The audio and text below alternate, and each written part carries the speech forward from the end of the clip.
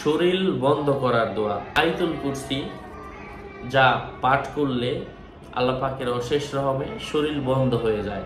আয়াতুল কুরসি প্রথমে সূরাত আল ফাতিহা পাঠ করবে 3 বার, দুরুদ শরীফ 3 বার, আস্তাগফিরুল্লাহ 3 বার, আয়াতুল কুরসি 3 বার, সূরাত আল ফালাক 3 বার, সূরাত আন নাস 3 বার, সূরাত আল ইখলাস 3 বার, সূরাত আল কাফিরুন 3 বার।